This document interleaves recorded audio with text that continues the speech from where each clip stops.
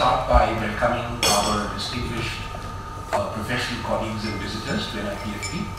At least one of them knows NIPFP rather well, much better than me probably. He's been associated with it for far longer than I have when I was reading his books as an undergraduate.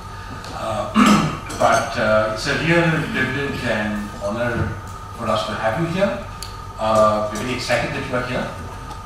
What you see, as you know, and maybe some of you know, this is probably the only institution today in India that specializes in public finance and seeks to work on public finance not just with the central government, but also with the state governments and increasingly local bodies and local authorities. The name and public policy is well advised because it allows us to look at other public policy issues with a public finance lens.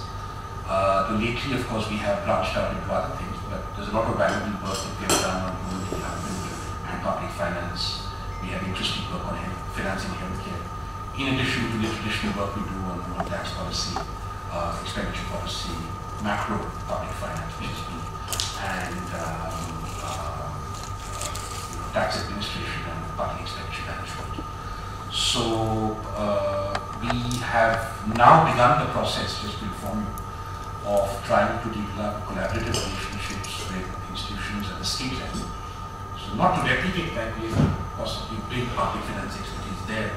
If the Prime Minister is to be believed, as it must be, then our biggest state will be a $1 trillion economy in a few years. And if that is so, then I would sort of submit that they would need expertise in public finance there. Balance State Maharashtra is now great and expanding it. And of course, relatively poorer, very populous states like Bihar is also doing this. So we are in the process of trying to sort of branch out. Very interesting institution because we are, just for the benefit of your colleagues, right, we are an autonomous institution of the Ministry of Finance, which is wrongly worded because in effect we are an institution of the Ministries of Finance of the Government of India and the states. Our governing body includes reps from the Ministry of Finance here, but also from the states, what used to be the Planning Commission, Central Bank, Industry Associations, the Association of Chartered Accountants, if I'm right. So it is really a place that is not just does research, but also convenes work that is pertinent to public finance across India. And we have been rather modestly, but I suspect soon at a larger level, have been working and will continue to work with other countries in the South, especially in the BRICS, but in Africa, Southeast Asia, trying to work on equal partnerships and developing, placing our public finance expertise at their disposal.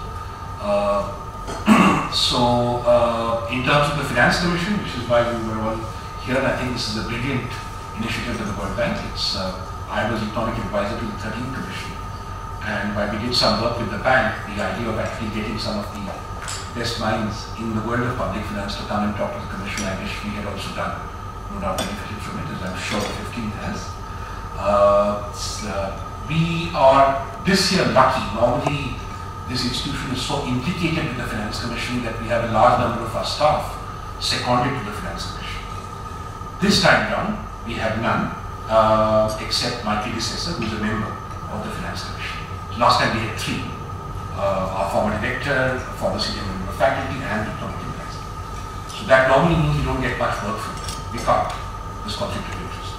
But this time we are actually doing 4 studies for the Finance Commission, which I hope my colleagues will refer to as we go ahead, and we will keep taking views. So the idea I thought, I was abroad when the US letter came, but Kavita, I think the idea was that we would ask you to sort of kick off by giving us your reflections on public finance, fiscal policy, fiscal federalism in India, and keep it as an interactive dialogue for the next couple of hours, and also then bring in some of our interests and get your views on them. I certainly have an important political economy question to ask you, following the publication of an article by Arvind Subramanian on Finance Commission, which I profoundly disagree with.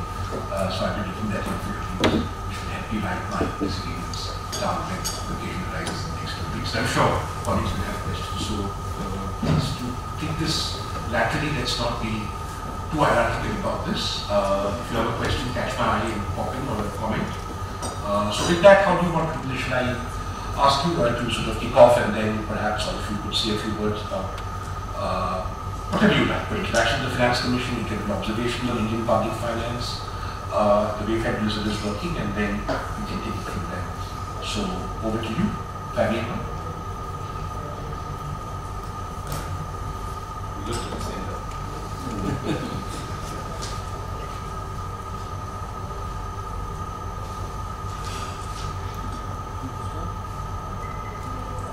Who would like to start? Well, I'll say very good. Very briefly, I'm Bob Searle from Australia. My background is in Commonwealth State Financial Relations in Australia, but for the last 20 years I've worked part-time as a consultant for international agencies on public finance and decentralisation. So I come from a strong federation background, but when I saw the topic of today, does federation matter? I contacted Farrar at World Bank and said, look, I'd like to say, no, it doesn't. I think what matters is decentralisation. I believe strongly in decentralisation of governance, and I believe strongly in the election of decentralised government officials, government politicians. But sometimes I look at unitary countries that I'm working in with that structure, and I think these countries can be more efficiently managed than federations.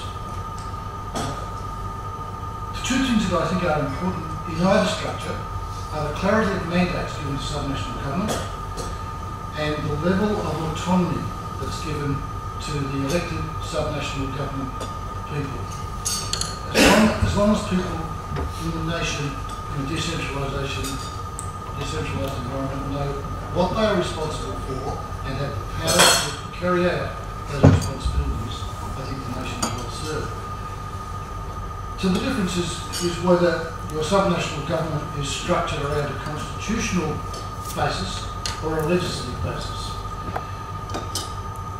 And I often find that the legislative basis gives you greater clarity of mandates than the constitutional basis. So that's where I sit. If I'm asked, does federation matter? I think, no, it's decentralisation that matters. Now, I know you guys have to work in a federation, in a federated environment, but that's my opening gambit.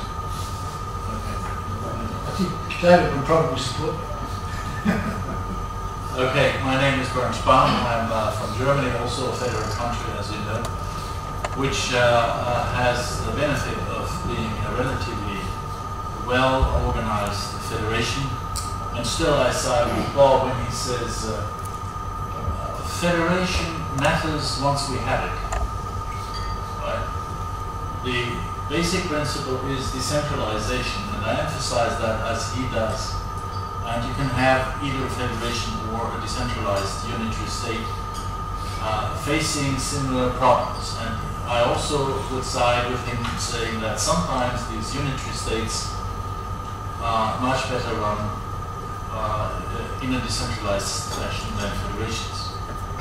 Because apart from decentralization, what matters among governments is coordination.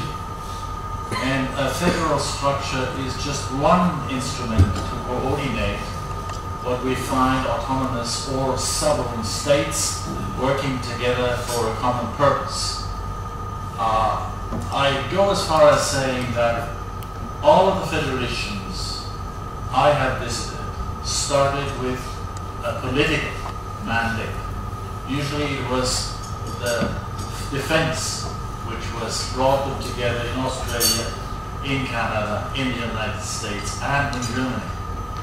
And this was kind of a very important, and once you had that, then organizing it was simply taking the function level, giving up the sovereignty in that area and bringing it to a new level that was created, which was the Commonwealth or the federal government. Now, since I'm very much interested not only in federal issues but also financial issues, and I'm a European, and we have in Europe the European Union, which is not formally a federation, but has all of the problems of a federation, of coordinating business for a common cause. I can tell you that there you can learn quite a lot, not so much about financial arrangements, because these are relatively limited for the European Union, but regulatory functions and the way regulation plays an important role in coordinating as well. And very often it makes sense to give regulation up to a center, which we do in Europe. And there is financial markets. Big issues have emerged recently. You mentioned the macro part, macro issues, stability. Does a federation can survive the challenges of major disruptions in financial markets and so forth? And again, the European Union provides a very interesting case to look at it, and we have done a number of major changes in the structure, not only of the federation itself, but also of financial market, controlling financial markets, supervising them, bringing the risks together, pooling risks, and things like that. So with this, I think, let's go to Canada. Thank you. Well, hello everybody. It's very good to be back here in this room. I was here, I recognize a few people. I was here in May, standing at that podium and having lively discussions with some of you on fiscal rules in developing countries. There's actually a connection between fiscal rules and transfers, and we can talk about that later. But so Marcelin Joanis, I'm from Canada actually. So Canada is a special animal in terms of a federation. It's one that we think of naturally, of course, but it's one that is very decentralized, probably perhaps the most decentralized by some measures. Provinces in Canada do essentially what they want. They borrow whatever they want, they spend whatever they want, and they raise revenues however they want. Our tax bases are shared with the federal government and the provinces without any formal agreement except for collection. In terms of expenditures, provinces have a lot of room to maneuver in terms of spending, a lot of, in theory at least, reserved areas of spending. In terms of borrowing, no restriction at all by the federal government. The result of that is we have a system that is, I would use the expression perhaps a makeshift federalism in a way. A lot of our arrangements in terms of transfers, they change regularly. They are ad hoc in a lot of instances. So I use makeshift.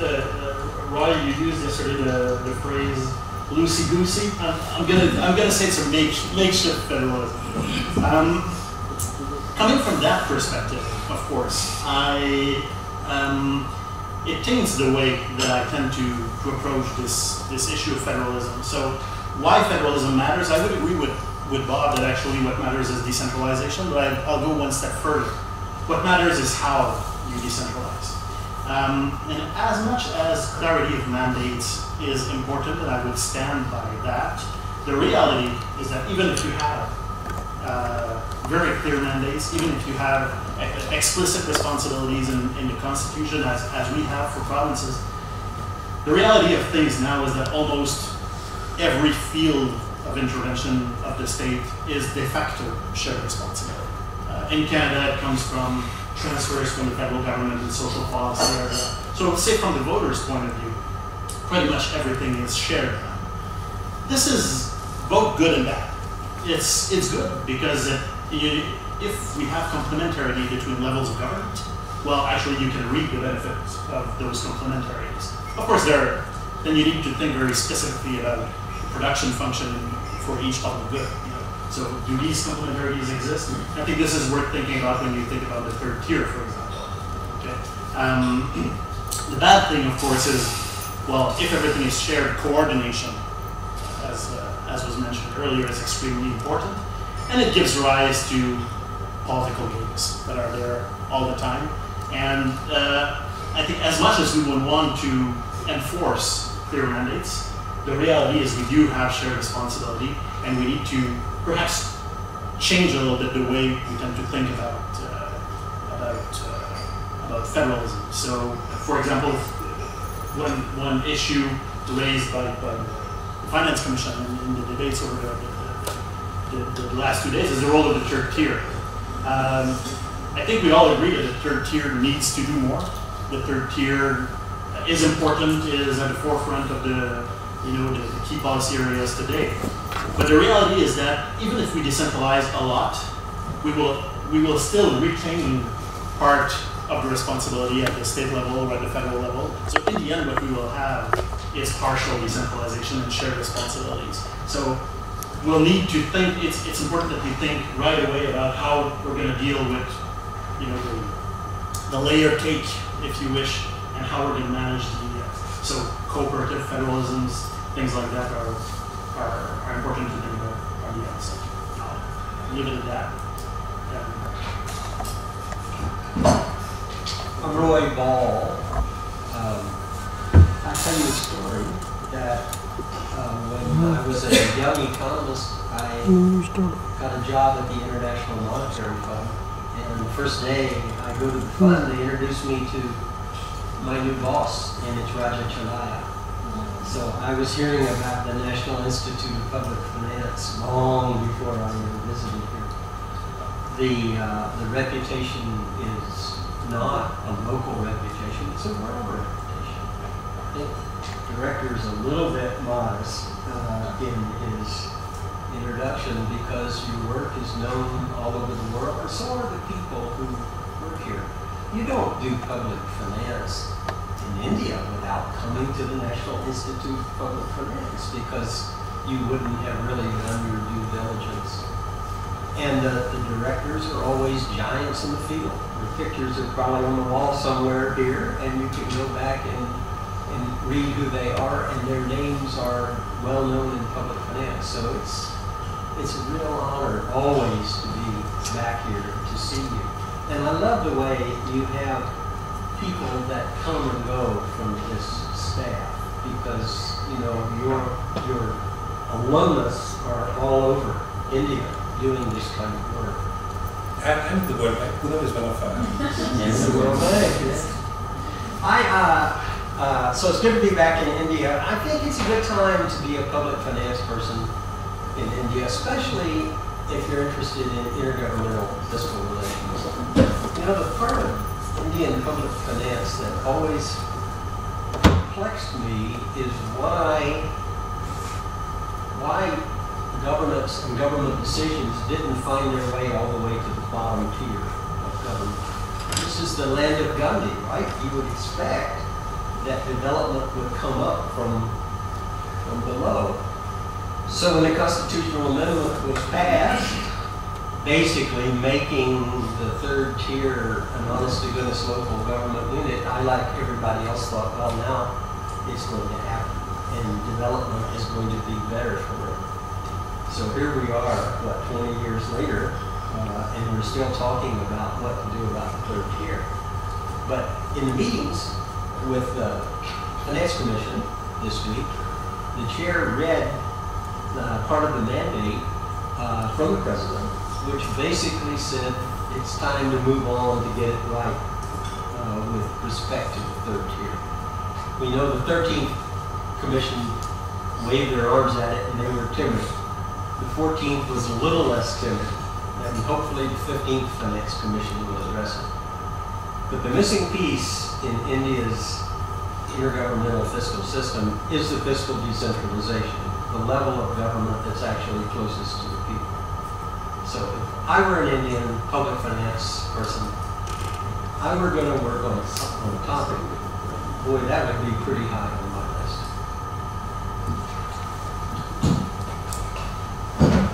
Good morning, everyone. My name's David Savage. I'm from South Africa. I work for the National Treasury in South Africa, and I've served in the past on our Fiscal and Financial Commission, which is a standing commission in the South African context.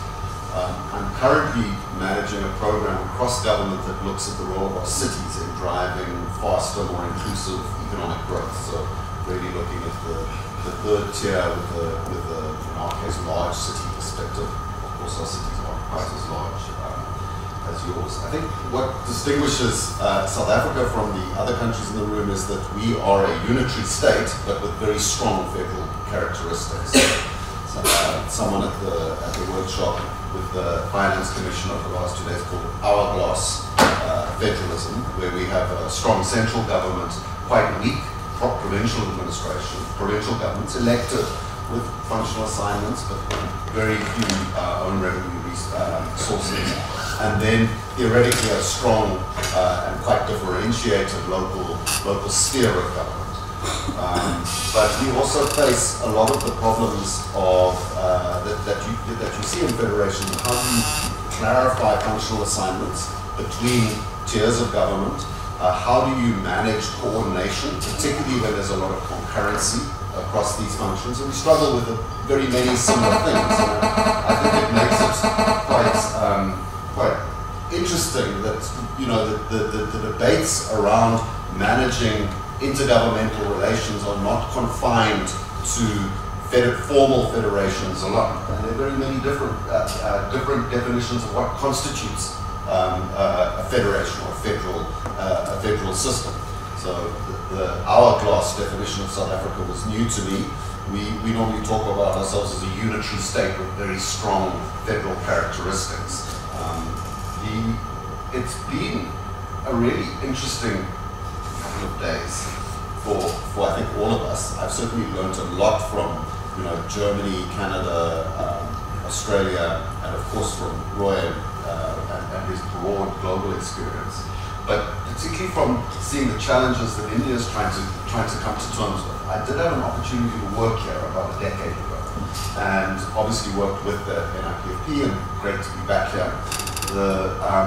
What has struck me most is that the debates around decentralization are stuck. They're completely the same debates that were happening a decade ago. There seem to be kind of opposing camps and a lack of momentum. So it'll be very, very interesting to see whether the Finance Commission is able to make the breakthrough that might be imminent in terms of reference. What it does seem to me is that the kind of thoughts I've been having while listening to the discussions is that perhaps the debate is completely miscast. That those who are federalist, ideologically federalist, are speaking largely to themselves on the benefits of decentralization. But that for others who don't share that persuasion and are not completely persuaded or by the evidence, which is probably no one in this room, that's they remain kind of as trenchantly opposed or uninterested in the large kind of structural reforms to the state that we would possibly all like to suggest. And I would suggest that, and that is something that we have in the South African context as well. I think our political leadership, probably our business leadership and others see a lot of risk with decentralization. They don't see benefit and they don't see the objective. And what was very well cast at the start of the workshop by Roy Bahl was, what are our objectives here? What is there consensus on why we might want to decentralize and what is it that we want to achieve? The program that I work on, which in South Africa deals with our large cities. And while we completely believe that we need to strengthen the authorities of our cities, what we are arguing is that is a means to an end. It's a means to foster more inclusive growth for the economy as a whole and better management of our large urban areas as the green shoots of economic recovery that we so desperately need in South Africa. So I guess my provocation is, how does India break through the stalemate on the question of decentralization? Do we need to stop talking about decentralization and the structure of the state is a good thing in its own right, or are there a different set of development objectives that we're trying to achieve, And how are these changing over time? India has not responded to its urban challenges effectively and is missing opportunities for growth as a result. So do we need to recast these debates around decentralization without losing sight of the history? Good morning, everybody. My name is Jonathan Coppel. I'm the Commissioner of the Australian Productivity Commission. Productivity Commission has a much broader mandate than Fiscal Federalism. Indeed, it's a body where its mandate is to look into areas of government economic policy, regulatory policy, social policy, to investigate whether policies can be framed in a way that improves the well-being of Australian citizens. The reason I'm here is that I've recently worked on a report on horizontal fiscal equalisation. In particular, the focus has been on what are the impacts of horizontal fiscal equalisation, productivity and growth, and management of budgets. But most of my time over the last 7 years at the Productivity Commission has actually been dedicated to fixing the problems of federalism. And by that I mean, because inevitably there will be an area of shared responsibility. In the case of Australia, those shared responsibilities are quite large. You encounter problems of duplication and overlap when it comes to planning permissions, for example, particularly very large projects. That would involve companies providing assessments of the environmental impacts, not just to the federal government, but also to the state government where the project is being undertaken. You have issues relating to professional licensing, where it has in the past been difficult to work as an electrician in one state with the same qualifications to apply your trade in another state. So there are ways around these problems, and a lot of the work we've been doing is to examine how to avoid overlap and duplication. It has been said many years ago that the barriers to trade within Australia are probably greater than the barriers to trade within the EU, which is quite an indictment of the nature of the obstacles. So you could ask the question, if you were starting today, would you end up several set of arrangements? And I think you would end up with something similar, because the argument for the delivery of services at a decentralised level is a very compelling one. What would be different is what that level of decentralisation would be, because that evolves over time. And that's why I think it's always important to ask that question, because it helps you think about the relative roles and responsibilities at a level that is a bit finer than just paying appeal to the principle of subsidiarity. I think the other argument, which is quite compelling, at least in theories for federalism, is the notion of competitive federalism. Particularly in a country like India, a vast country like India with huge diversity, having different jurisdictions within a nation going about delivery of services, finding ways which are most appropriate for their particular circumstances, opens up different models of how to deliver those services, and states can learn from other states, and that can be a powerful force for improvement overall.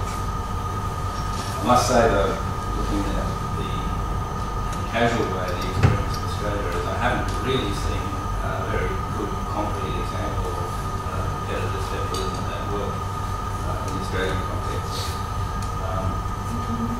So that's, I think, one of the reasons why I think even if you were to begin from scratch, there would be some form of federal set of arrangements. I think the last point that I want to make is that despite some of these obstacles or downsides from federalism, there are solutions to make the system work better. In Australia, for regulation of licenses for plumbers, teachers, nurses and so forth. We have a system which is called mutual recognition that was introduced in the 1980s, late 1980s. It came into play after a huge effort to harmonise the regulations across the different jurisdictions. And after many, many years, they gave up. It was simply too hard. Every jurisdiction wanted to hold on to the arrangement that they had. Mutual recognition is a very simple principle. Basically says if the objective is very similar and the methodologies that are applied to assess a particular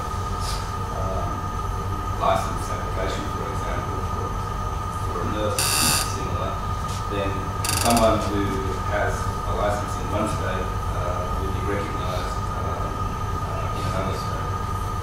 So it's a little bit similar to a driving license. Australia has a driving license issued by each state. You don't need to get a special permit if you drive your car across the border into another jurisdiction. It's mutually recognised. So there are many innovative ways in which federalism can be made to work better. And I think that's the area where a lot of the work that the Productivity Commission has been involved on, that's where we've put our emphasis. Thank you. It was a very diverse set of comments and very productive for discussion. I have three sets of questions that I wrote on. Just to say to you that speaking of India as a federation, I learned something when I was atomic advisor in the 13th Commission. I wrote something, I can't remember, maybe it was a speech by a chairman, where I used the phrase, the Indian Federation will not countenance some units subsidizing others, something of the sort.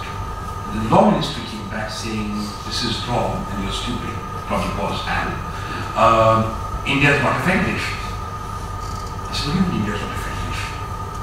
And then very patiently, like Lolita, the Joint Secretary of the Law Ministry said, look, Dr. Roy, we are a union and we have compositional bodies called states, but these are administrative units that are created as administrative actions, and having been created, they then are vested with constitutional other powers. Which was a huge learning for me. I always thought how old was I then? I was 42 years I grew up thinking India was a federation. And there's a law ministry tells India is not. So we are not either. But neither are the independent state. There's a third category. So if you look at the central government, that's SLAM. We call it the union government. The official term for it is the union government. It's the government of the union, not of the states, of India. And then you have the state governments, and they all operate within the union. So it's a difficult thing to navigate, and the constitution does define states. It says there shall be states. There's not, and therefore the states have constitutional powers, but they are not permanent sovereign units. So this navigation is not unique to, and you know, in a sense, if I may, I just make a comment. This is part of the history of India, because this nation state that you see on the map, this sort of ice cream cone, it never existed. Never did. These borders of India are not even vaguely approximate with anything dating back to about 1000 BC. So basically, there was an experiment after independence when there was, among other things, a partition and a legacy where we had units that were not sovereign but were semi-sovereign, currency coinage with the princely states, and presidencies which involved multiple languages. And so there was a lot of administrative reconfiguring that needed to be done to create states broadly as we have them now, on linguistic, on a linguistic basis, broadly, not exclusively, but broadly, which has only recently been extended with the partition of some large states speaking the same language, allegedly like Bihar and Jharkhand, other relations with these kind. Immense problems for an academic because you have to create back series there for stuff that didn't exist before. I won't go into that because every time they create a state, we go, oh God. Not a birth and NIPFP now, we have to create a whole bloody back series as if this thing existed 30 years ago, otherwise there's no econometrics to do. So the challenges of decentralization in that context mean that there's something left uncooked in India in terms of deciding what it is that states precisely are expected to do and not do. There is a state list, there is a union list, and there is a concurrent list, but partly because for the majority of our existence, except a 14-year interregnum, and we're back there today, a majority of states have been ruled by the same ruling party at the center. There is acquiescence when there is visual creep by the center into the state list level. It even happened with coalition governments under the heritage reputation, etc. So it would be interesting to sort of reflect for a bit on this. The other issue that you guys didn't mention, which I hope Kavita will bring up, at least Kavita will bring up, so that if you lunch for trees here. Who, by the way, my colleague was at the Productivity Commission. We spent some time there, and so we have a good relationship with the APC. Is the question of tax. And I'm putting this question for comments by colleagues and others, but our former chief economic advisor has suggested sort of, I don't know why economists like doing the zero-based budgeting, 0 year, it's very science fiction, but it's sort of 0 year, and let's go back to the first finance commission. And then he said something that troubles me, may not trouble you, so I'd like your views, which is that there should be a pot that the finance commission should allocate for taxes that belong to a state. Now maybe this is my cultural upbringing in India. I don't understand how taxes can belong to a state, any state. So you get taxes either on income, and there is absolutely no reason. I'm from the state of Maharashtra, I find my taxes in Delhi. But if I identify with the state of Maharashtra and I work in Delhi but own property in Maharashtra and for that matter in London, why should the taxes I pay on that income be allocated to Delhi or to Maharashtra? I'm confused. I can understand if it all went percentage pool and like we do in India when there was a devolution. With corporate taxes, just because I'm headquartered in Maharashtra, I could be doing 90% of my business like even as selling soap in Bihar, Tamil Nadu, etc. Why should my corporate taxes be allocated even 1% of it, even a penny, to Maharashtra because it is connected there?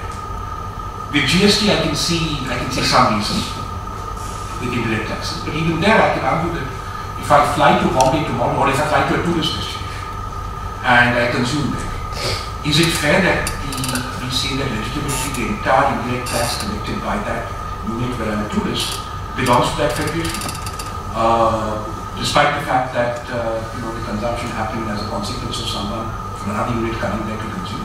Maybe it is, maybe it isn't. It's not automatically clear to me. So I'd like at some point later, if my colleagues come in, of course, your reflections on this, because it's really troubling. I mean, what logical argument is there for saying that taxes collected in X jurisdiction belong to X jurisdiction in the cases of the sort of national taxes at this time? Taxes. I can understand taxes on removals like property. I can understand motor vehicles taxes there, but okay, I'll let it pass. I can understand entertainment taxes and to some extent GST. In the case of direct taxes, I find the whole thing frankly preposterous. So it'd be interesting to know how you think about your countries or what thoughts you have. And finally, on the third tier, we should come back to it maybe at some point in case my colleagues don't bring it up. It's a gap here. We don't do enough work on the third tier. We don't do enough work on the third tier because it's very depressing. And the data is bad. And we try and do some work. Manish does a lot of work on it, but I know he has an article struggle. It's much more difficult to publish in the third tier. It's much more difficult to get policy attention in the third tier. But I do know this, speaking of cities, and this would be interesting to know whether you've seen this elsewhere. I'm from Bombay, which is a big city. We like to think of it as the only city. We from Bombay as the only city in India, really.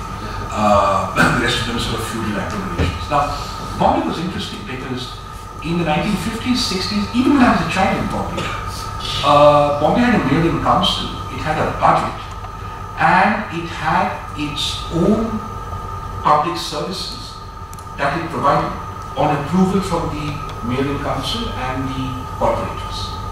And those powers, and this was also true of the other two presidency cities, Madras and Kolkata, Chennai, I should say Chennai and Kolkata, and those powers were systematically taken away by the state governments.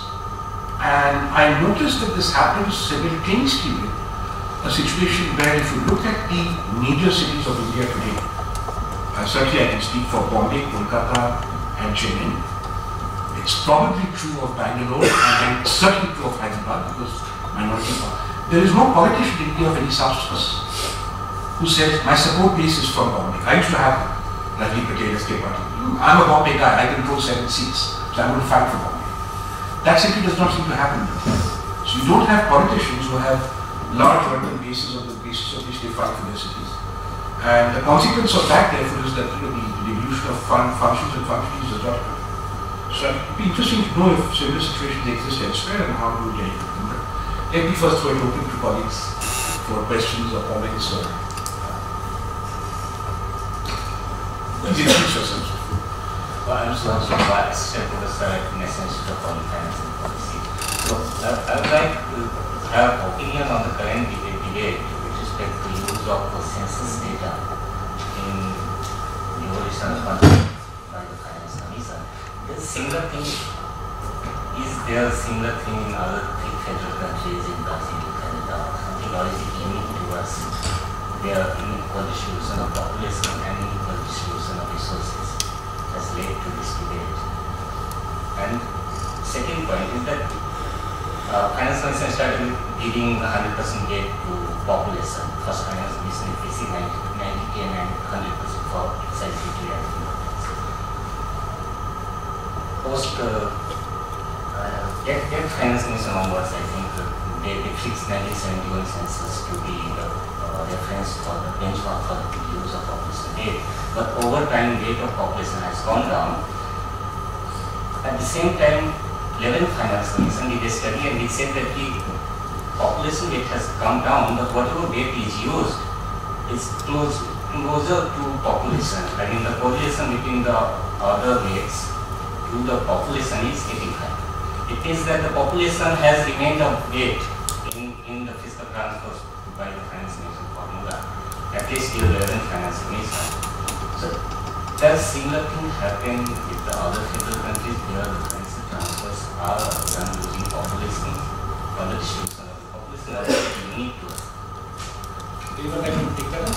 So how important is population in deciding the evolution?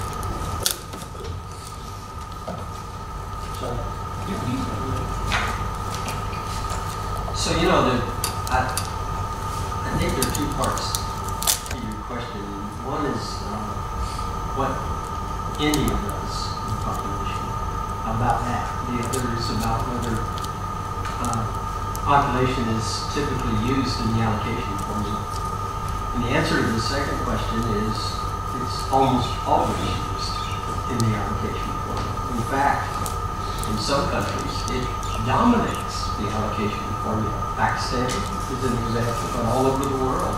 So population is heavily weighted and terribly important because it's the easiest measure of needs that most countries can come up with, and something that people think is reliable data. So I think that the evidence is pretty clear in that. India, you know, I am a little perplexed also about the 1971 data, and I thought about it, and let me just sort of say, imagine you were the formula person and you were putting the formula together, and you said, oh, I've got a formula in place, but it looks like if we use this formula, places that are losing population are going to be in some trouble in terms of how much they get. So let's find a new variable to throw in the formula. And so why don't we throw in population in 1971? And then it comes out the way you want. Well, that's a bad way to do a formula, right? We all know that. If you really believed that needs for expenditures were related to the declining growth of the population, if you had an argument for that, then you would simply put the growth rate in the population directly in the formula and do it that way. And that would be a legitimate way to resolve the problem, if you had evidence that was the case.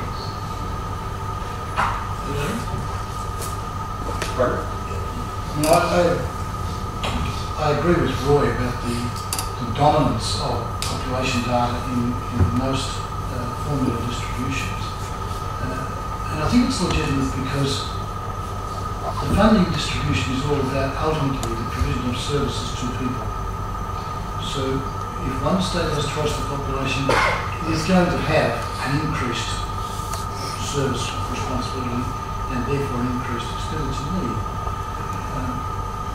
The weighting of the populations is often not considered enough, I do not believe, because just to take population assumes that all services provided by government have the same relationship to population total.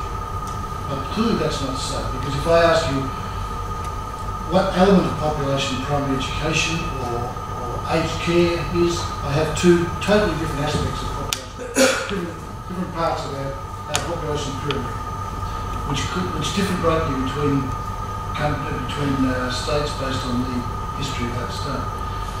And so population certainly is important. The other one that goes with it very often is area, and it's used here in India. But if I ask you, I mean, clearly you understood the relationship between a service of government and the people. If I ask you what services of government are related to the area of the state, the square kilometres, people start thinking, well, what is there? Is it roads? No. Is it drainage? No. Is it certainly not services to the people? It's not education. It's not health. It's not transport. Maybe it is transport. So I think population is important and should be important, but I think area is very often given far too much prominence.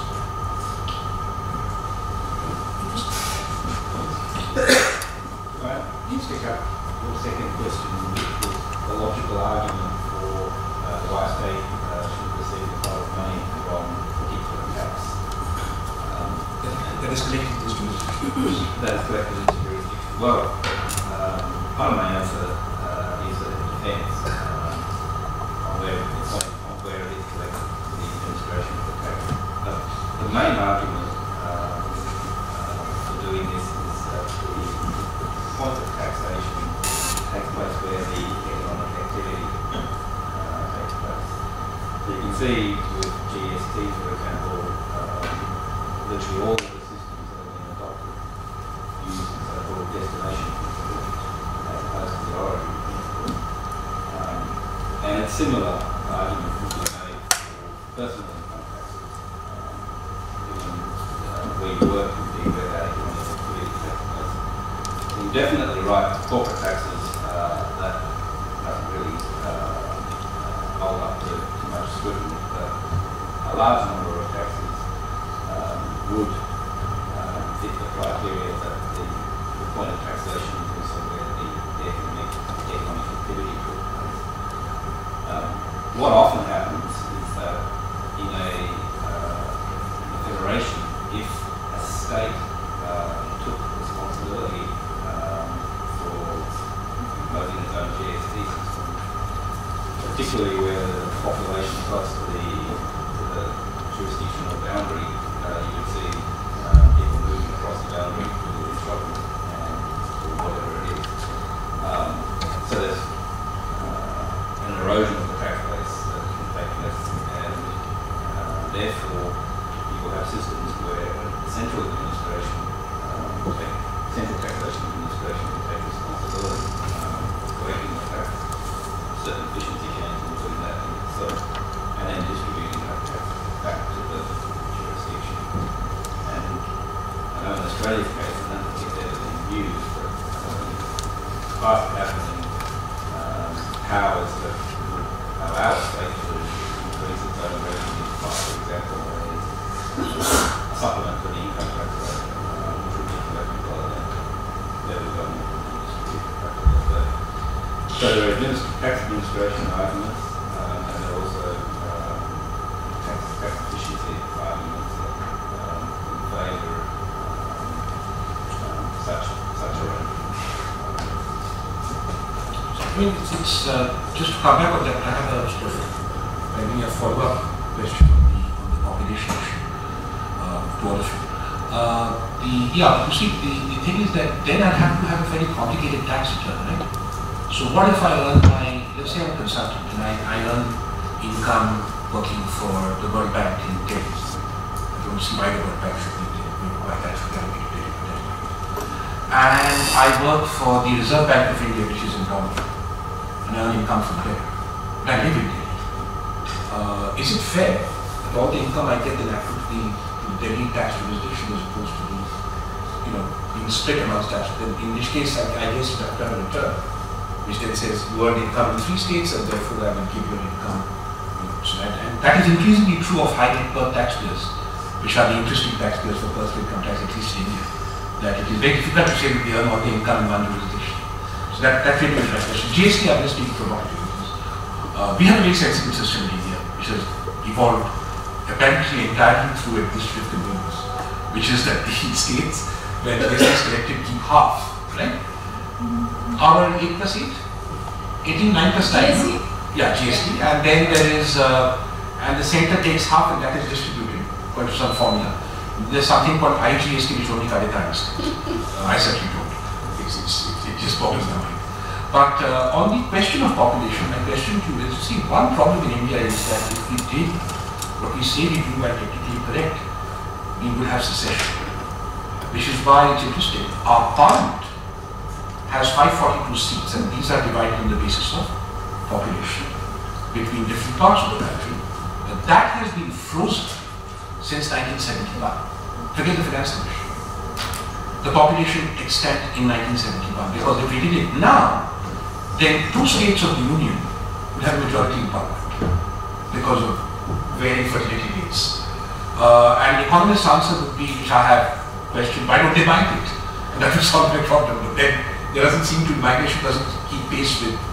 So what we have done in India is we have said, okay, the problem in this ice cream cone is that people who live in the cone and the bottom of the ice cream make all the money, but everybody in the country lives outside that and make a lot of money. And there isn't enough migration. So the finance commissions traditionally have used something called the income distance formula, which is they take median GDP, or depending on the commission, mean GDP, median GDP. And then they say, okay, what's the distance for the state, of a state from that median, if it's below? And the greater your distance, the more you get. And the correlation you're getting is because then that more or less approximates population. But I know that in the United States, I don't know about Canada or Australia, this is not a problem. Because high population states are rich. I know the European Union is not a problem. It's like places where very few people live, like Greece, I think is a problem, Portugal. But Germany, France, where used to be England once upon a time, occasionally Italy, high population states are also high income states, they're part of the G7. So there's no distributive problem there. So is there any other country where you have to, maybe South Africa or Australia, where the high population states are poor? Maybe I can volunteer an example from a country where you have a secession debate as well, or we used to have. So Canada. Actually, Canada is dominated by 2 big provinces. Ontario has 39% of the population and 39% of GDP as well. So it's pretty much even, but the second one is Quebec, with 23% of the population but 19% of GDP now. So we do have, so one of the 2 big provinces, actually Quebec, the one that had some velleities to secession in the past, poorer than the average. So we do have these games. The population thing, coming back to it, I mean, it's everywhere in the system. Well, the House of Commons is allocated according to population, so every now and then, the seats are rearranged according to population. Our equalization system is based on per capita fiscal capacities, and in our other transfers, so we have, let's call them vertical transfers, labeled for health and social policy issues and education. It's money that comes from the federal government to the provinces. It used to be cost-sharing arrangements and things like that. But actually, these days, those transfers, there's a fixed envelope and they're allocated according to population. So not only, I would say, population is important as something that we deal with very well as a makeshift federation, but but it has become even more so in recent years. So population now is the key factor in allocating those transfers, actually. So of course, the consequence of that is you get used to revisions of population numbers. I think that's perhaps one of the issues that's lying underneath this idea, is that of course, you need to deal with the fact that populations of different provinces vary, evolve, and it has consequences. So I guess the part of the reflection should be on can we include in the formula or the formulas ways in which changes or transitions are eased out. So there are ways in doing this, making changes progressively, for example. We do it even politically. In the House of Commons, for example, there is a sense that perhaps the representativity of some of the smaller regions shouldn't go below a certain threshold. So I guess behind this there's the whole debate about what are the tools to manage stability, and stability in transfers is important as well, previsibility. This is becoming a very important question in India because you couldn't do much about 71. If you just reflect back, the population of India was 540 million when I was 4 years old. And I'm now 51 and it is 1.2 billion. So there's been a tectonic increase in population, but regrettably, that tectonic increase has been accompanied by high growth in low fertility areas and relatively low growth in high fertility. Now, one of these is stabilizing, which is fertility. So we're going to stabilize our population very soon. And then, with some migration, we should be able to deal with the question of, how to deal with a situation where the majority of people live in places that are not producing income or wealth to the same degree as the minority of people are. So this should be interesting to look at it perhaps from that point of view. God knows when Parliament realizes what we do with Parliament, that would be successful. You cannot have two provinces, getting an automatic majority. And this population question, when it came up this time, I thought really foolish of the government. Because as technical people, I can tell you, the population rate last time was 14%, right? 71 population. And I could get exactly the same result with the 2011 population by reducing the population rate to 11%. Just left to us with done it quietly, then we don't have to make a big fuss. So you had a question. Comment? My name is Mukesh Anand and I work with the NIPFP. So going back to the issue that you started with, all of us said mostly, federalism is not important, but decentralization is. So I would like to understand whether these two are overlapping sets of things or activities, or they are clearly disjoint, and if whether the overlap is really big enough for people to be confused most of the time. The other relates to what Professor Roy said, that India is a union of states, and I think I have often felt that several states want the center to understand that center is only the first among the equals as far as the states are concerned. But the idea of India I guess came about after the states surrendered some of their powers to the union government. Almost a decade ago, our Prime Minister said that almost a third of the districts in India are actually suffering from internal some kind of unrest. So there are eddies or currents at the lower level where they want to secede or to decentralize. But here are the states which actually have already surrendered some of their powers for the union government to come about. And then the union government which came about wanted these very states to actually go on and surrender some of their powers yet to a lower level. And there are other units which actually do not recognize either the state government or even the federal government. So in that context, I am pretty confused about myself about how to go about with this idea about the whole federalism and the decentralization. Let's take another comment from Sandra. Yes, I work in the area of education and also involving from Can you speak out a bit, please? I just want to pick on the for some reason today's pick on the Canadian experience on. You mentioned that there's a system of vertical transfer for education, health, and such like. So in India also we have something centrally sponsored scheme. And one of the banners of the 14th Finance Commission in particular has been that the movement away from tied grants towards untied grants, because the centrally sponsored scheme under which the funds for education or health would flow were perceived as something which, in a sense, impinges on the sovereignty of the states.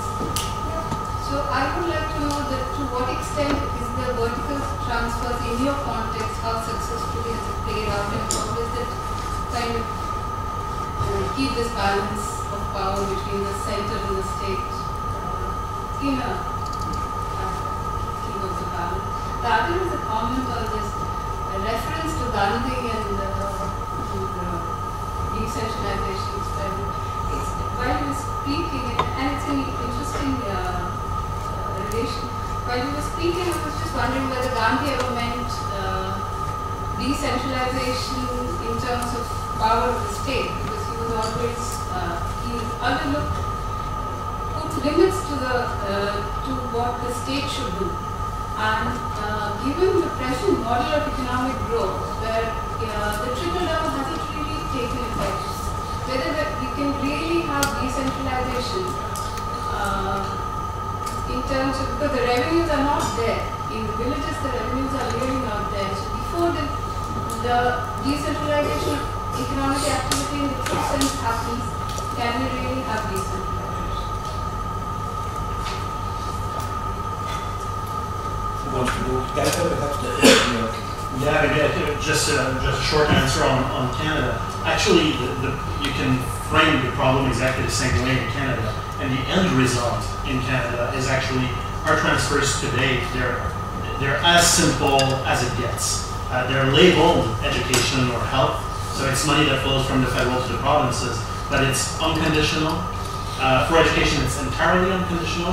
For healthcare, there is a federal law with a few principles that basically states, it should be public, essentially, but no province ever gets a penalty for not respecting this. So essentially we have distribution per capita and entirely unconditional transfers. I do think this is precisely a consequence of the fact that those are exclusive responsibilities of the provinces. So the federal government has tried in many ways in the past to intervene in those fields, and provinces are sufficiently strong that they have pushed the federal government basically back to providing it's basically a way to transfer money to fill the fiscal gap that exists in the federation. It's true that the federal government levies more taxes than it has responsibilities, so it has to transfer some of that money back to the provinces. The label education, and it could be any other label actually. So we have moved. So if we look at Canada's experience, we have moved away from things like cost sharing and specific transfers to basically block grants. Yeah, I mean, the South African experience on that has been the same, but it's been an ongoing battle between, I think, particular sectors who want to have highly conditionalized transfers that end up having quite perverse effects in terms of unintended consequences. They want to boost education or access to water or whatever it might be, but then in highly centralized, conditionalized design, they end up threatening the fiscal sustainability of the receiving tier and not achieving their objectives particularly efficiently in any of it. So it's a very similar experience, and so but it's been really over the last 20 years a bit of a pendulum of where we've managed to introduce much more block grant style transfer programs, but then quickly face administrative clawback, where those get reinterpreted, reconditionalized, and some mandarin at the center feels they can do this if they just get enough power around themselves. And so it's been an ambiguous experience, and it's still rolling out. I think my reflection on it is that those, the conditional grants are broadly toxic to a system of intergovernmental relations. They absorb far too much administrative efforts at a time. Their results are often quite constrained, limited in terms of the actual stated objectives, and then they have all of these perverse or unintended outcomes. It deflects discussion from where it really needs to be in the long-term development of a healthy system of intergovernmental relations, of clear accountabilities and so forth. And we're really trying to, certainly for our more mature subnationals, move as far as possible away from conditionalized transfers and get into much more important and impactful parts of the fiscal framework for subnational government, particularly in urban areas. And we've got to look at how do we leverage in private finance? How do we make sure unsourced revenue systems are working effectively, rather than playing these games at the margin on conditional transfers. So is that a consensus view that no one believes that conditional grants have any role? Because Muscat characteristically I explained why there is no case for conditional grants. Perhaps I should say we should distinguish two types of conditional grants. One is eligibility. And of course I'm very much in favor of that. The European Union gives grants to the poorer members. So the condition is you have to be below 75% of the average to qualify. That's eligibility. And of course that works as a kind of a filter to target certain areas. But everything else, especially if you go into the line items, is general grants. I just explained that to you. If I'm a mayor and you give me a conditional grant to be spent on schooling or housing, what does it do? It frees, either it frees unconditional resources, so it is an unconditional grant, or worse, it is more than I would have spent on housing, so then it is a waste of money economically. If you give me more to spend on something which my preference would have had got to a lower level, it's inefficiency. Still, we have these conditional grants because of their signaling effect. I would call it a signaling effect. If I'm a senator of the state of Georgia, I want to come home and say, I have done something for Georgia, and then he would say, oh, we have that program, I put it on a bill. It's for political, it's a sales argument. But basically, Georgia can make with the money what it wants, once it is there. It is unconditional. I'm very sorry. We have to distinguish between the political message that is often put onto such of those streams, and that politicians have their game. I mean, in the United States, they have endless grants, these, how do you call them, well, it doesn't matter. And all of them are attached to conditions. But basically, from the economic point, they're unconditional or a waste of money, which is worse. Just one sentence on what Professor Spahn said. Almost everywhere I work around the world, the trend is toward unconditional grants and to scrap the conditional grants for exactly the reasons that he said. I'd like to respond to your question on this. You know what? I'm older than you are, and I still have a problem the same way you do. There are important things about federations. They have a lot to do with flexibility of changing the kind of governance you have and with political issues, but they don't have very much to do with the fiscal side, in my view. And so the word fiscal federalism is kind of a misnomer because everywhere you go, people talk about. I was in China, they were talking last trip about fiscal federalism in China, which is, of course, a unitary state. So my shorthand term is simply fiscal decentralization. I listened to a really good presentation about the German system from Professor Spahn. and I'm an American, and I don't see a whole lot of similarity between what the U.S. version of federalism looks like and what the German version of federalism looks like from a fiscal perspective. So I like fiscal decentralization much better as a term. On the question from our colleague in the back on fiscal decentralization, you know, I mean, the village movement would suggest that a country has in its DNA somewhere a belief that governance works best when it's closest to the people. And if you were to ask someone about a story of fiscal decentralization, it would begin in paragraph 1 was it's an attempt to get government closer to the people. So fiscal decentralization really talks about how to do that. And is revenue assignment an important part of it, as you suggest? Well, expenditure assignment is even more important. That the responsibilities for expenditures have to be at the lowest level. Most low-income countries around the world don't give very much revenue assignment to the local governments, and that's a major mistake in fiscal federalism, I think. But expenditure assignment is really most of what is talked about. Can I support Woody there and get the focus on service provision in a decentralised nation? And I'm concerned, Mr. Director, that people who think that their tax should somehow be spent in their area. Particularly when you have an HFE grant overriding the specific purpose payment for the conditional grants.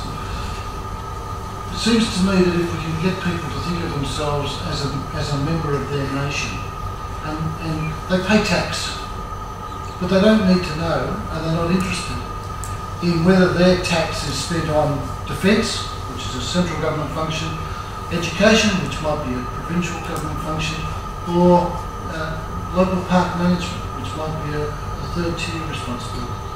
All the average citizen knows is that I am Australian, I pay tax, and government works somehow to provide me with all these services.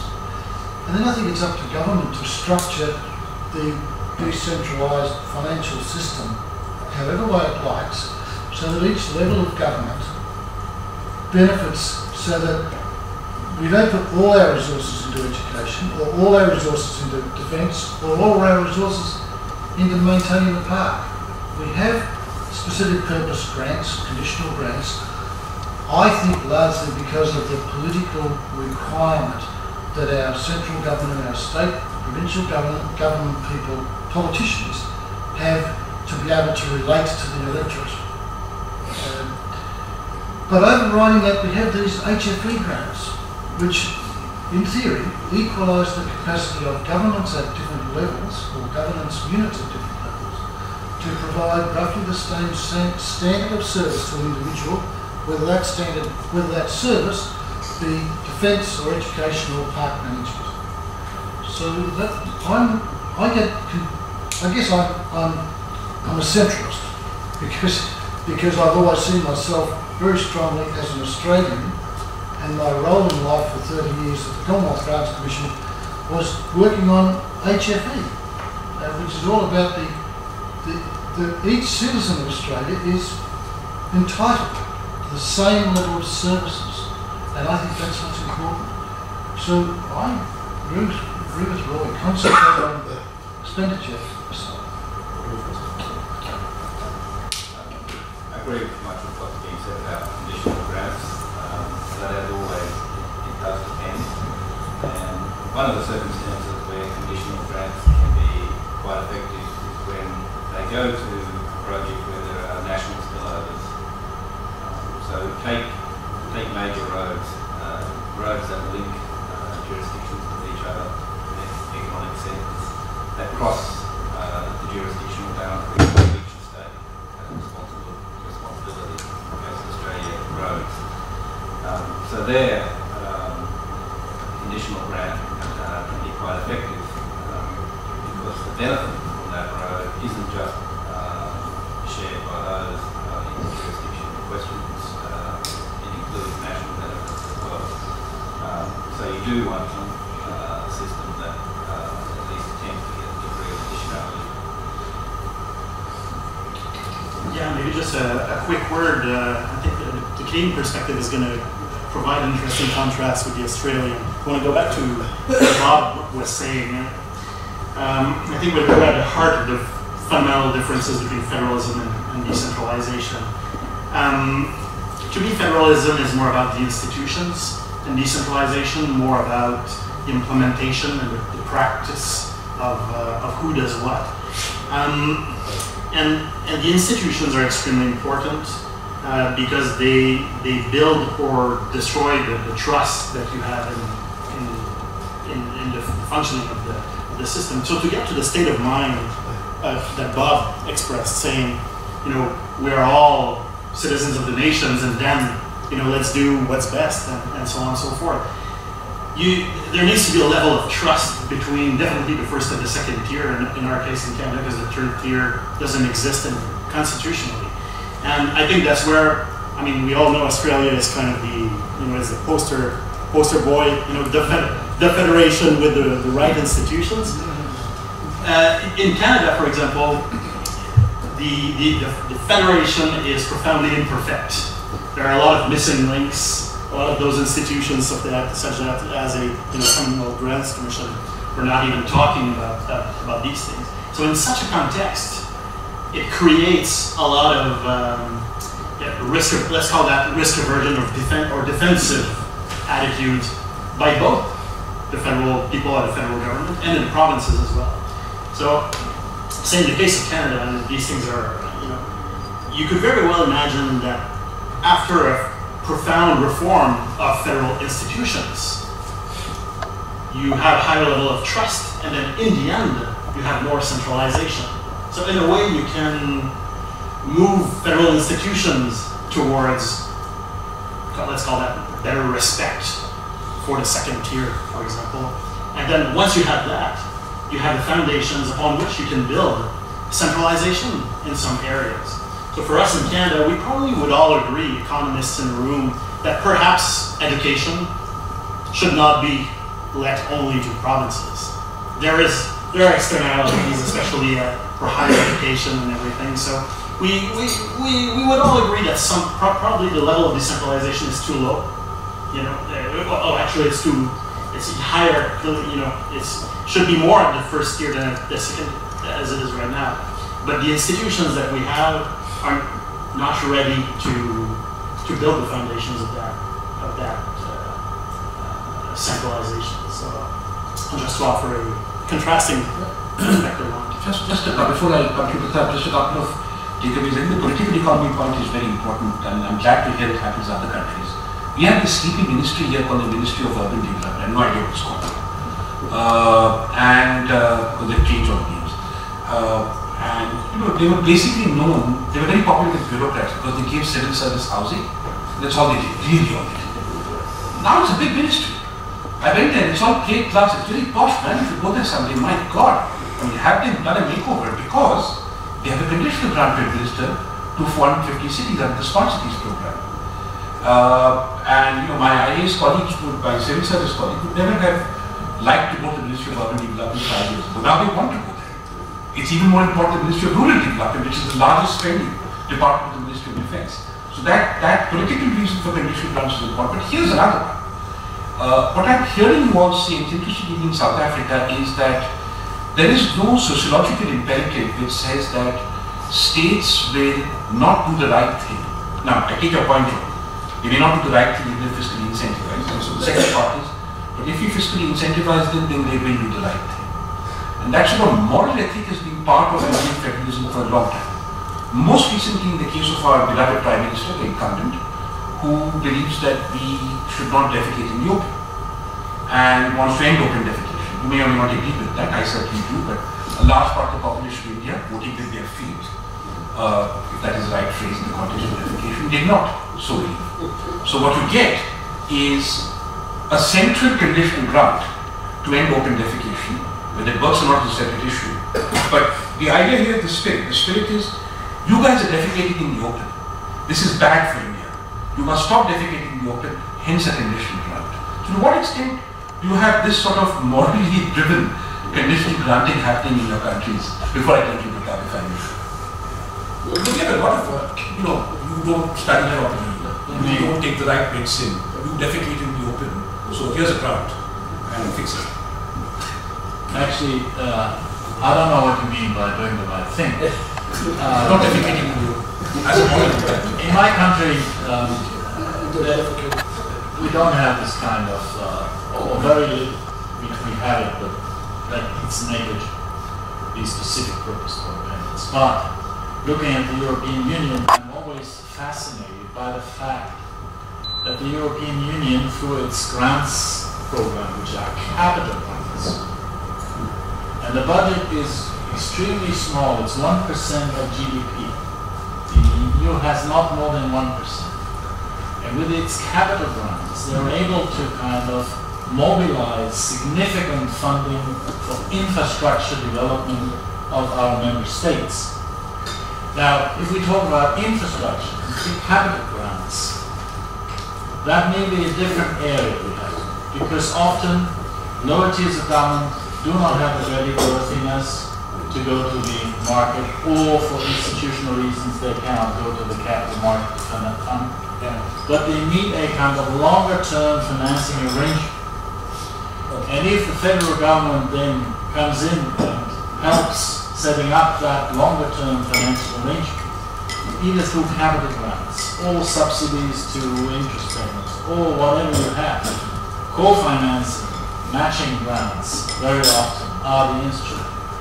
Then maybe we have a greater impact than if we just let them do their own thing and keep hands off. I think the capital grants issue is a particular area where we have to be very careful in making judgments. It's project related, it's regional related. Often the institutions are stretching over jurisdictions. We have to kind of bring cooperation at a horizontal level for regions. Think of a river basin project for irrigation or so forth. So I think that is an issue we have to be very careful about. I think that point we have to take capital grant. But let me push this, if I may, to the for a second. In South Africa and the United States, so I took our own example of open defecation. Let me take South Africa, which I know is a big question of US, so you have, let's say, mostly government-free schools, not known to be a progressive state historically, and there's certain things you'd like to see them do, but they don't do it. So have you had experiences when the central government has tried to incentivize people to do things, for example, for black empowerment, or improving, sort of affirmative action for black schools? Similarly, in the south of the United States, the fiscal instruments, I'm taking your point that the right instrument may not be the fiscal instrument, but we tend to use them a lot. So I'm just interested in whether that's been tried in your countries. It actually came up in our discussions with the Finance Commission as well. I mean, this question of can you use incentives, fiscal incentives? And then if so, how do you structure those incentives? And I think that the first thing one's got to understand that it's not just fiscal incentives at play. Often the regulatory system is a better route to go if you wanting to address empowerment concerns, black economic empowerment concerns, or you wanting to improve governance and so forth. So we have a number of provinces, the Free State province being one of them, which are currently extraordinarily poorly governed. Should we give them a fiscal incentive to improve their governance, or should we police them a little bit more robustly? This is a big quandary here. Yeah, exactly. And so it's that question of what are you really trying to do here? The basic parameters that are laid down in terms of norms and standards, thou shalt not steal, okay? But you are stealing. That would seem a criminal action is required rather than a fiscal incentive to encourage you to stop stealing. But in a more nuanced sense, I think that sometimes what we do with fiscal incentives, particularly intergovernmentally, is that we try and pay down the costs of poor regulation somewhere else. So, leaving aside the first point around enforcement of agreed norms and standards and basic performances. We may say, well, we want you to achieve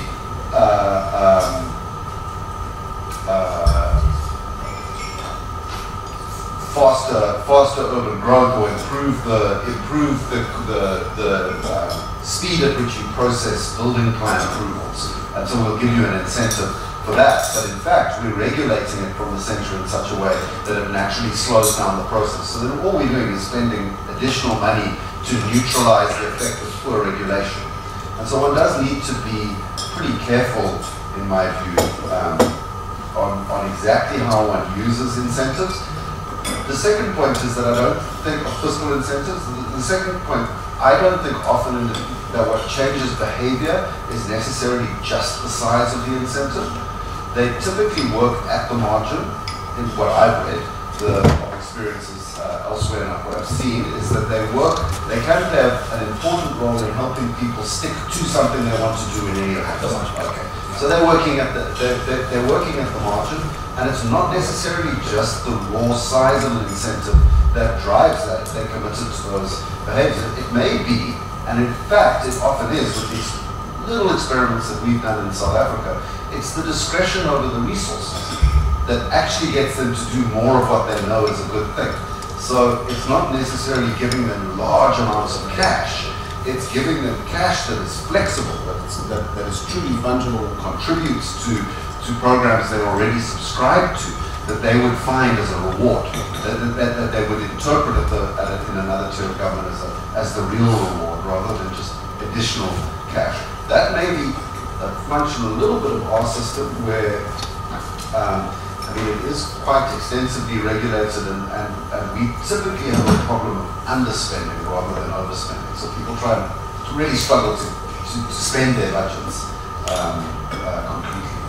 And so that additional flexibility rather than just raw amounts of cash is considered to be quite important.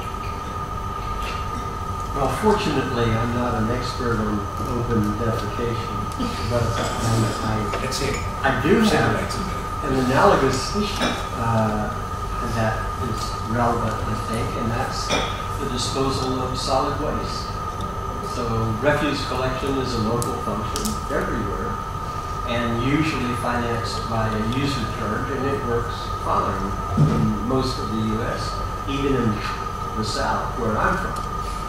But storing or disposing of solid waste becomes a big problem. And in the U.S. system, of course, the basic concept is, the acronym is NIMBY, not in my backyard.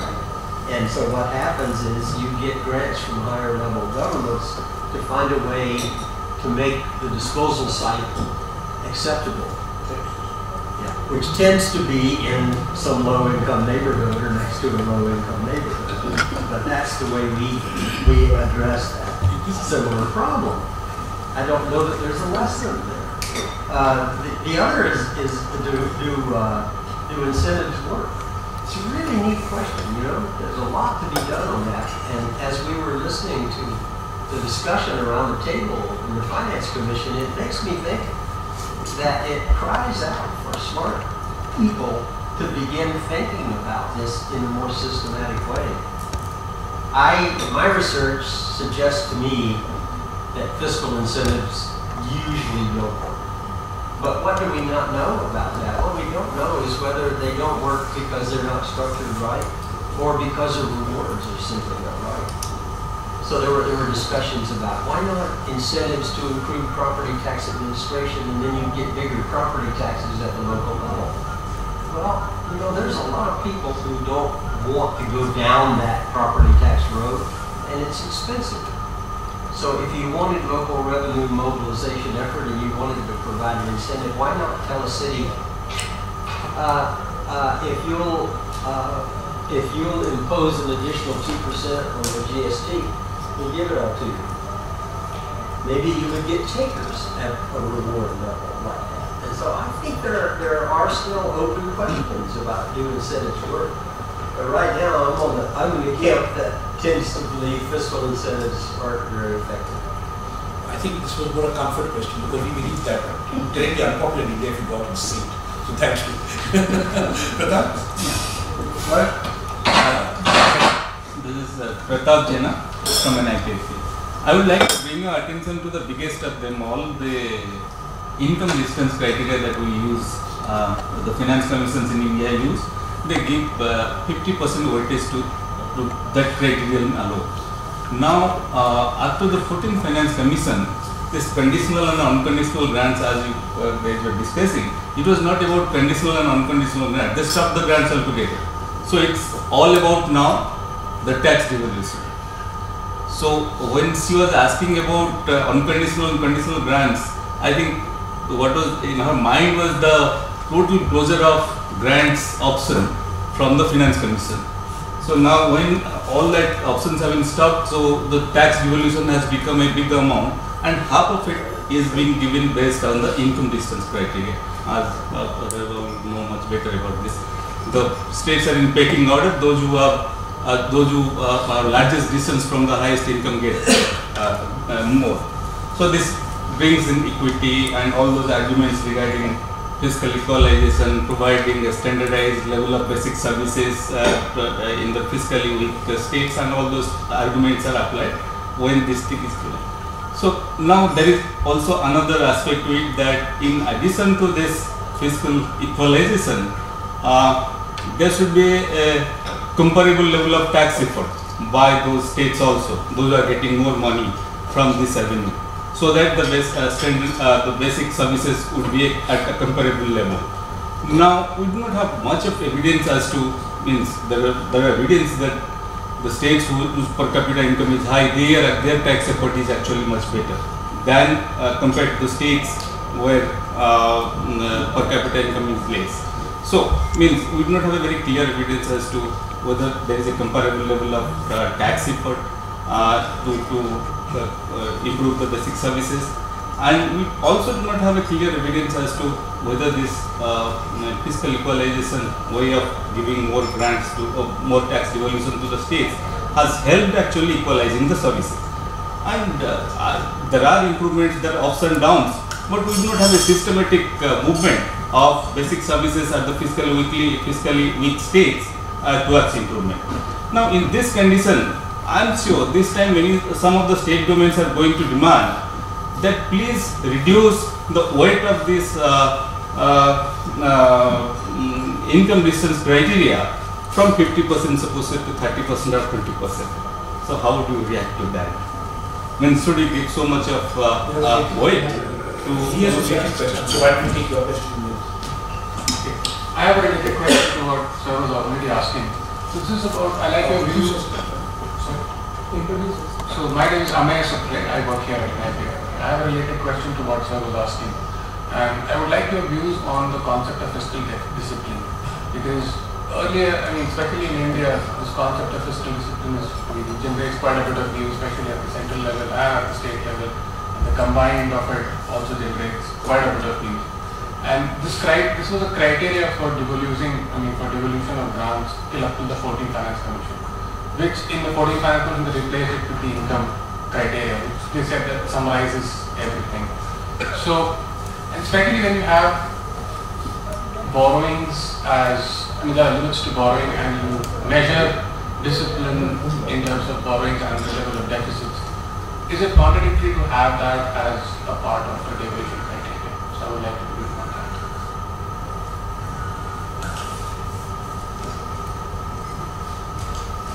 Can I start by answering or commenting on your question?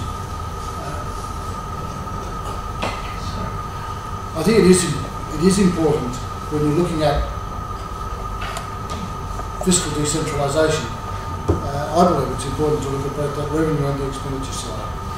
And I'm just not sure about using broad indicators to try and measure something like variations in revenue effort or revenue capacity. And I'd like very much to differentiate between those two. Because revenue effort is nothing more than tax collection per capita. But it's the relationship between the tax collection and the tax base that's important. If a poor state is actually raising more per unit of tax base, then it's making a greater effort. And we should not reduce the funding that goes to that poor state because of its greater effort.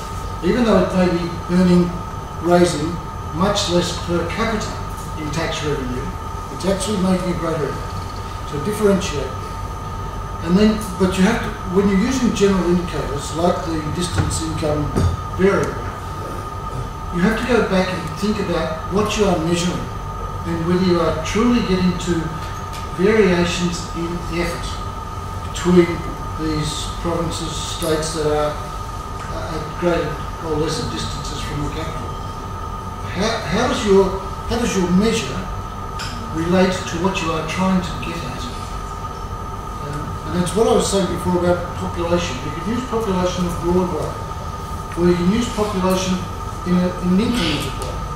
Using it in a broad way assumes that every function of government has the same relation to total population. But what you're saying is that, when I look at the 40 or 60 or 80 or 100 functions of government and relate each individual function to population, in terms of their weighting, I'm getting equal per capita. Well, I think that's most unlikely. So you can use whatever variables you like to decide on this equitable distribution, but have confidence that they are measuring what your objective is.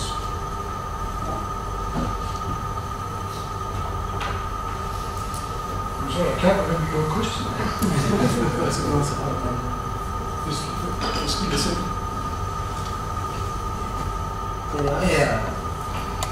May I address your question? I don't know if this is the essence of what you were asking, but credit finance, of course, has to be an important pillar of a good fiscal decentralization program, because that's how we're going to finance capital investment, and it's the heart of the matter. So there's no question about that part. But what about the fiscal discipline part? And that's a really interesting question. I think that if you go back to, say, a system in a country like the U.S., we've privatized the fiscal discipline part in a way because the credit agencies rate the local governments in terms of their performance. Basically, the rating is kind of a crude measure of the probability of default, even though the probability of default is quite small. So when they talk about good management as part of their criteria, they're talking about the absence of bad management, you know, whether the accounting systems are in shape and all that sort of stuff. So that's done. Deficits, well, most local governments in the U.S., are bound by law to a hard budget constraint. And so shenanigans go on where some places get in trouble because of that, but mostly that doesn't happen. But when you get by that, it's pretty hard because a credit agency would give you a good mark if you obey the hard budget constraint, and if you had the worst public services in the world, you would still get a passing mark and be considered to be credit worthy. In the low-income countries around the world, it's a little harder, isn't it? Because the hard budget constraint is not obeyed always, and in some countries in Latin America, it did lead to quite significant defaults. And where we are now on that debate, that's really the question is, do local governments have the revenue authority to issue debt?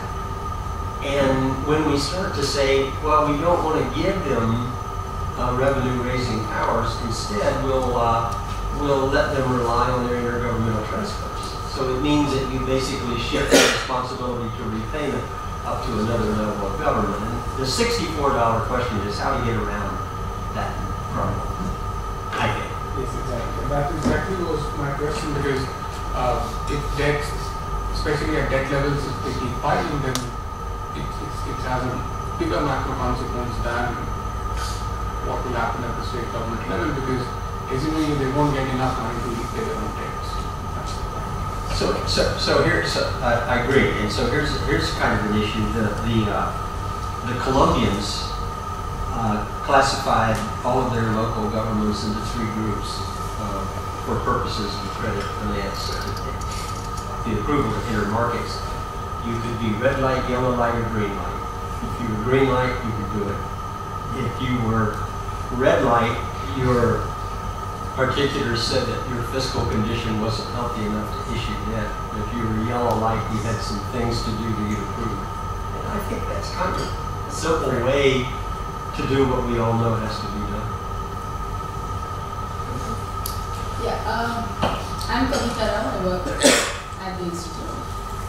I just had one very broad kind of a question.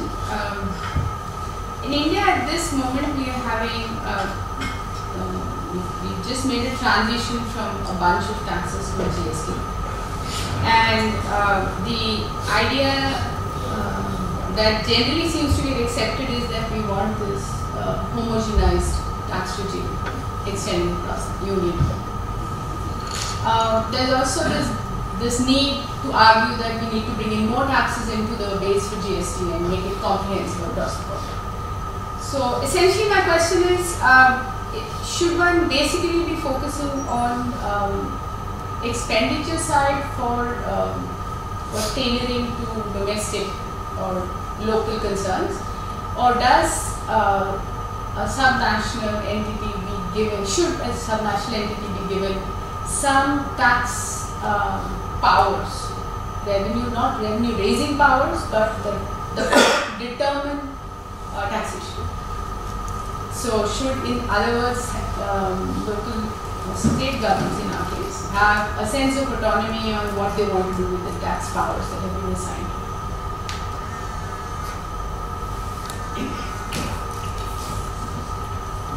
Well, let me just ask you back. Look at a municipal government, give it some responsibilities, and give it a tax base so it has a certain own resource. Now, what would you say if this municipality decides not to use this own resource and provide lower levels of service, or try to get a bailout plan from the federal government? I think the answer is here. You want this municipality to have a link to the citizens. You know, the taxpayer should pay, at least in part, at the margin, what kind of levels of services get. I used to advise the government of Iceland. Now, Iceland has given the municipalities a charge on the income tax, but it was topped, it was cut to a certain level, and so forth. And then they went into the financial crisis, 2009, 10, and so forth, and I was called to rescue because all of them sat there and could not levy the charges anymore. And I said, you know, you have irresponsible mayors who have been waiting for a bailout through the central government, which did not come. Fortunately, it did not come. But you know, make the citizens feel that they have elected a bad local government. So do away with this, and all of a sudden they are charged for some of the irresponsible behavior before. This is what democracy, direct democracy is. And I can give you an example where this works 100%, that's Switzerland. In Switzerland, any decision, expenditure decision, taken by a municipal council or a cantonal council is put to the referendum. You know, do you want to pay for it, yes or no? And only if the answer is yes, we want to pay for it, will this program be implemented. That's what we call direct democracy. It does work only in Switzerland for some reason, but Because they're Swiss. but the idea is there. For an economist, we want to have that link between the taxpayer and the services he's getting, at least at the margin. At least at the margin. Thank you.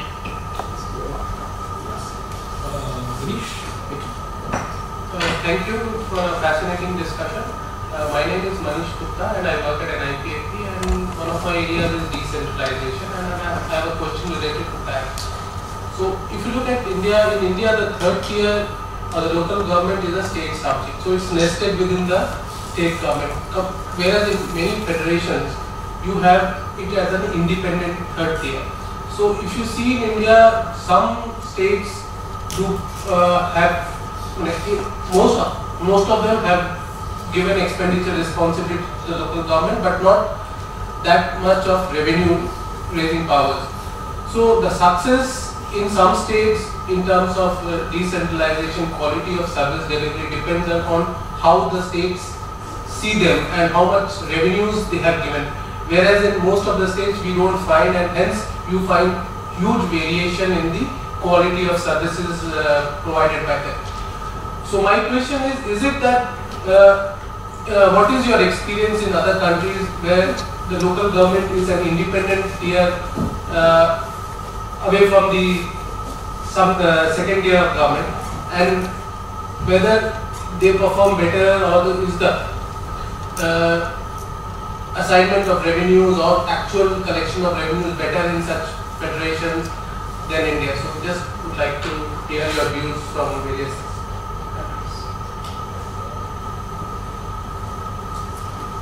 Certainly in South Africa we have a what we call spheres of government, and local government is a autonomous but interdependent sphere. It does not mean that we don't regulate local governments, and that our provincial administrations aren't responsible for regulation of local governments. And I think that there's always an impetus from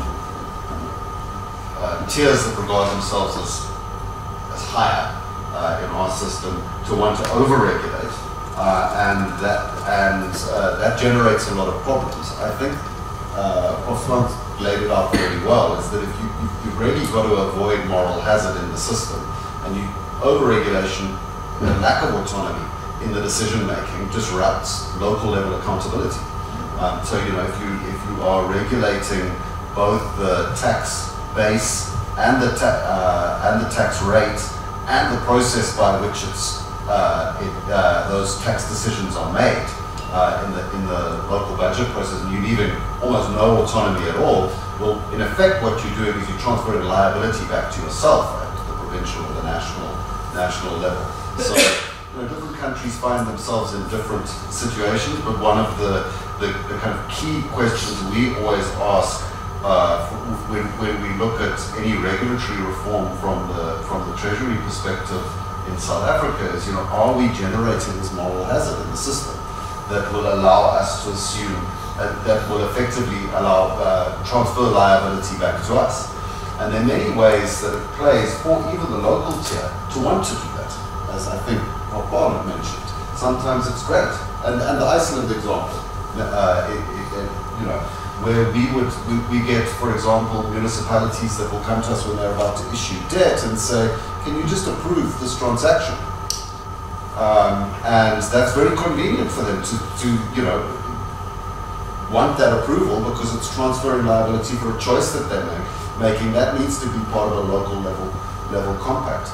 In the other places that I've worked in the world, I think that often that debate around moral hazard and local level accountability is overridden by a whole lot of other concerns, some of which are quite short-term in nature, and don't really look at the development of accountability in the system as a whole. Certainly. Sorry, my word back mind is reminding me that we have to bring this to a close, but I can't resist if we have one question and two probably have.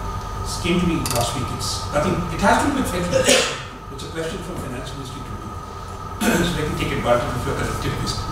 So in India we have Article 292 of our Constitution, which says that the states need to take permission from the centre to borrow, which effectively means the centre can set borrowing limits for the states, as long as the states owe the centre money. Okay. Now, till about 2002-03, there was a pipeline where the central government lent the states money directly. So they owed. We stopped that pipeline in 2003, but there was a historic date.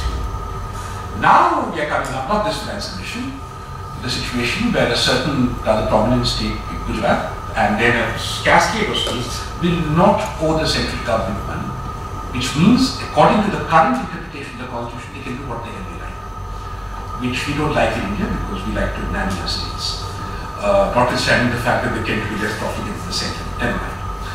Question I got was this. It's very pertinent since the World Bank is hosted.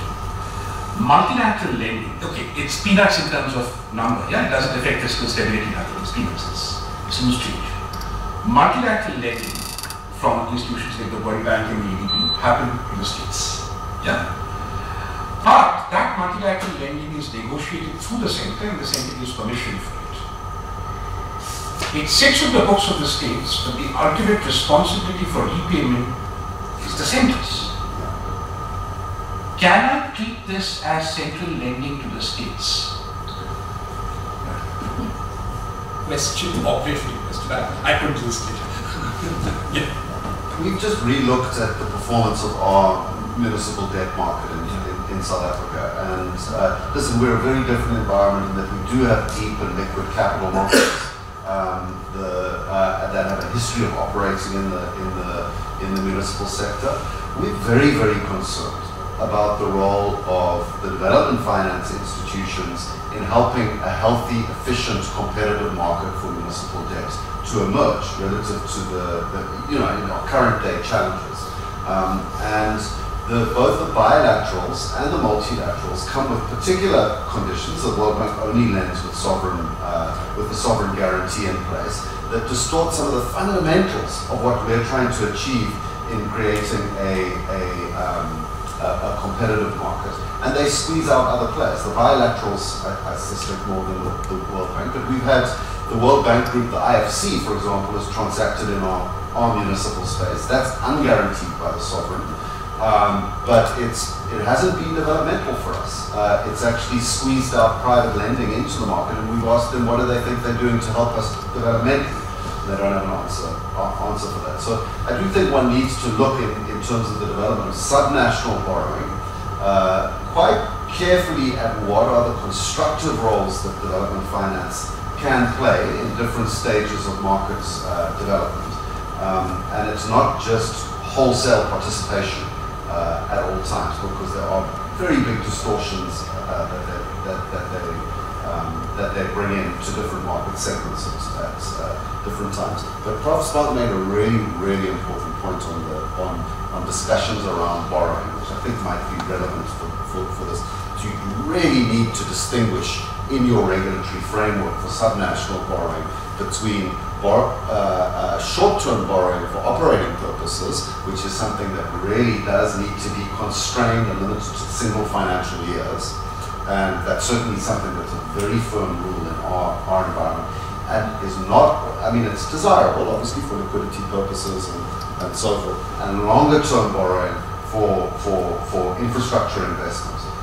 These are two very, very different debates, and they require very, very different regulatory environments. And the moment you confuse the two is where you lay the seeds of fiscal crisis at the subnational level.